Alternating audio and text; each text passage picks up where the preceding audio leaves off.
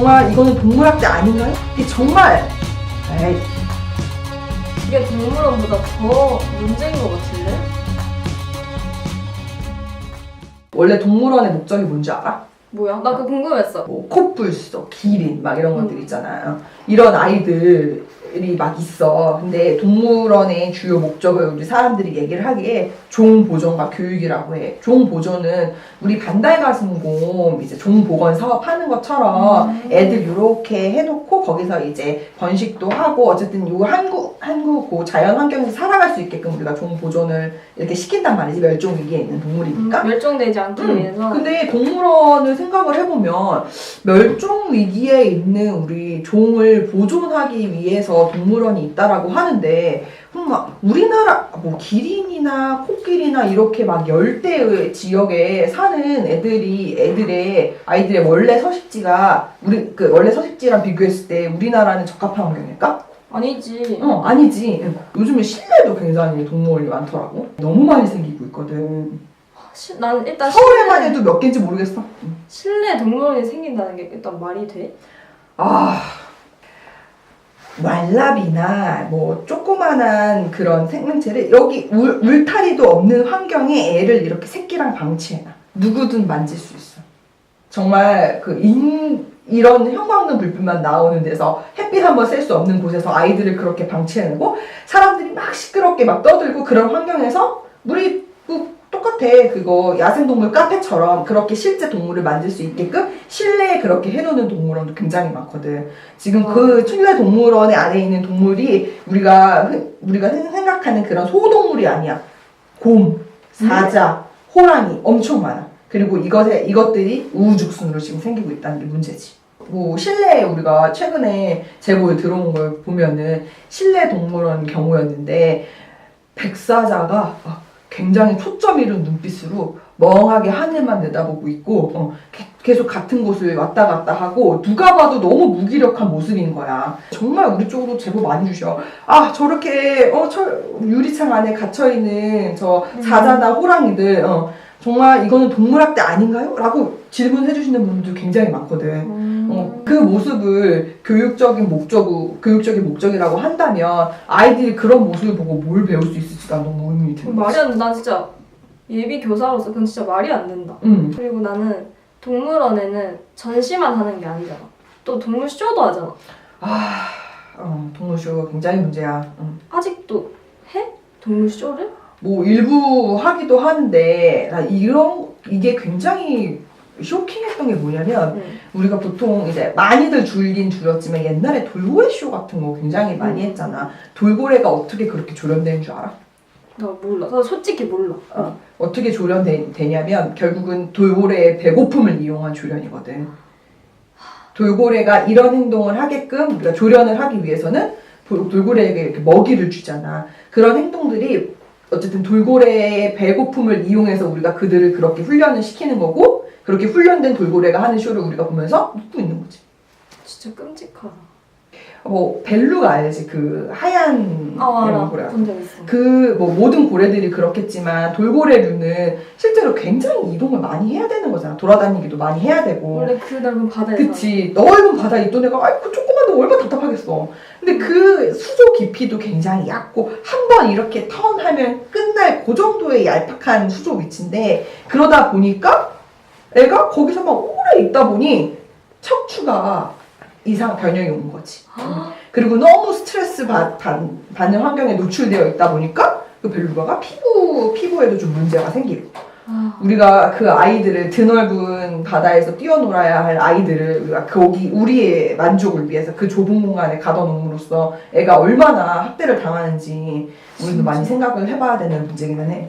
뭐 태국 같은 데서도 태국이나 뭐 여러 이제 동남아시아 쪽 가면은 코끼리 타고 이제 아이들 코끼리 뭐 체험하고 코끼리 타고 이런 체험 활동들이 있잖아. 그런 것들도 굉장히 인간을 위해 지금 동물이 지금 이용되고 있는 거라고 볼 수 있지. 재미를 위해서. 그렇지. 외국의 사례를 보니까 미국이나 캐나다는 되게 땅이 넓잖아. 그래서 우리나라처럼 한 한 우리 안에 가두지 않는 그런 게 있더라고. 맞지? 그거 내 친구 이제 남아공에 사는데 걔네 집 앞에 가면은 실제로도 걔네 집 앞에 가면은 물소랑 이제 뭐 기린들이 이렇게 지나간대. 거기에 너무 진짜. 거기 옆에 내 친구의 집이 있는데 그 친구 같은 경우에는 그 가족들은 그렇게 생각하더라고.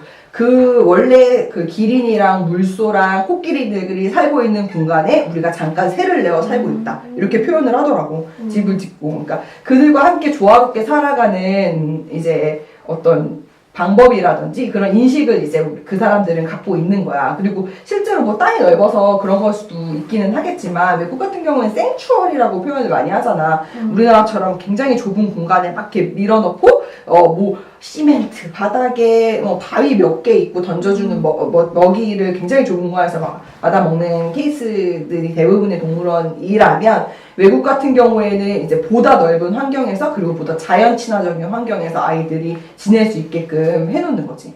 굉장히 웃긴 일이 있었어. 참 이것도 뭐야? 네.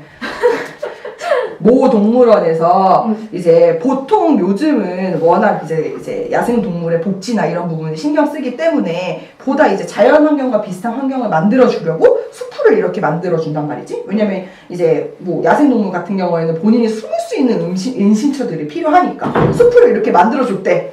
그런데 그거를 나중에 반을 깎았다는 거 아니야. 왜? 왜? 보는 사람들이 사자가 거기 가려서 안 보인다고. 호랑이가 거기 가려서 안 보인다고. 진짜 그냥 나는 결국 이렇게 만들어 놓고 또 이렇게 깎은 거지. 결국은 사자든 호랑이든 인간에 의해서 그 환경이 그렇게 만들어지고 인간의 유의를 위해서 그렇게 사용되고 있는 거지. 동물원에서는. 이게 과연 종 보존의 목적에 부합할까? 동물원에 지금. 아니지. 그렇게 되면 안 되지. 얼마 전에 막 사람들이 분노한 건도 있었었잖아. 뽀롱이. 퓨마. 탈출한 퓨마 뽀롱이. 그 아이가 그 동물원에서 태어나고 몇 년을 살았다라고 하잖아.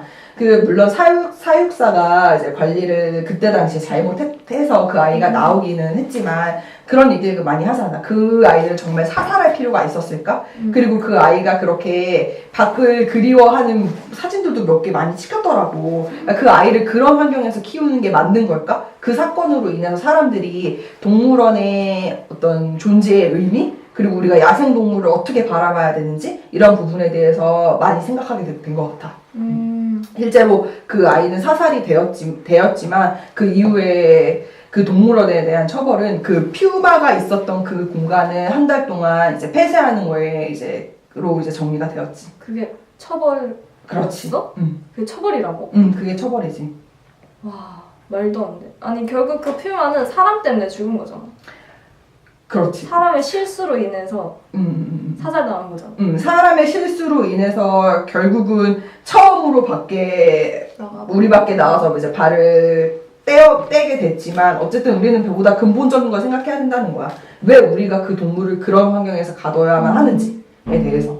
맞아. 실제로 동물자유연대에서 작년에 그 서울대공원에 있는 사자 3마리를 미국으로 보냈어. 와. 그건 알고 있어? 박수. 근데 그 사자가 사육사를 물어서 사육사가 사망한 안타까운 사건이 있기는 했어.